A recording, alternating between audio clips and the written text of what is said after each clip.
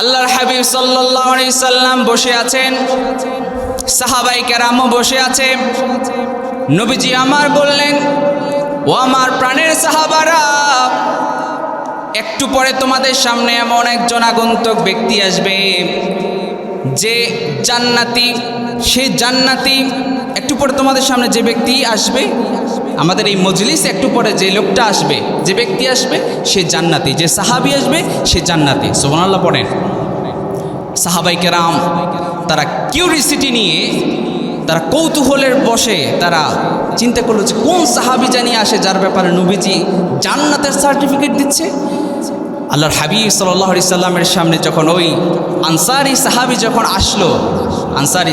যখন আসলো, তখন সবার তো একটা ধারণা ছিল, হয়তো সিনিয়র সাহাবী যারা ওমর রাদিয়াল্লাহু তাআলা আনহু, আবু বকর রাদিয়াল্লাহু তাআলা আনহু, হয়তো ওনারা আসার কথা, তাদের ভাবনা ছিল এমন।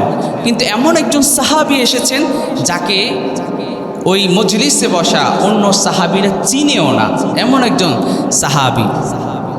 সাহাবীরা যখন তার ব্যাপারে এমন মন্তব্য আল্লাহ নবী করলেন, সেই মজলিস থেকে উঠার পরে ওই সাহাবীর পেছন তারা বাড়িতে চলে গেল, ওই সাহাবীর বাড়িতে চলে গেল। দেখি ওই সাহাবী কী কারণে তার ব্যাপারে নবীজি এমন কথা বলল।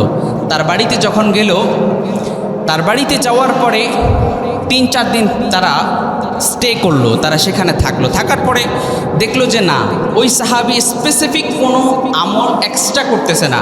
অর্থাৎ আমরা যেভাবে 5 ওয়াক্ত নামাজ পড়ছি, সেও নামাজ পড়ছে, রমজান মাসে রোজা, সে রোজা রাখছে, কিন্তু স্পেসিফিক তার কোনো আমল নাই।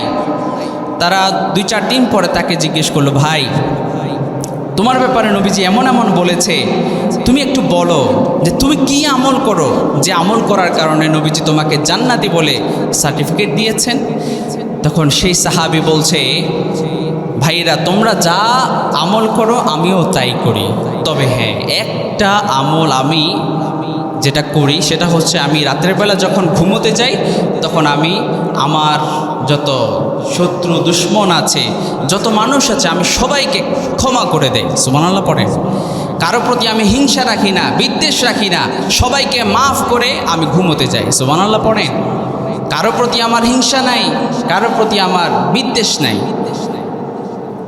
হিংসা বিদ্বেষ, এই অবস্থায় আপনি আল্লাহর জান্নাত আশা করেন? প্রিয় ভাইয়েরা,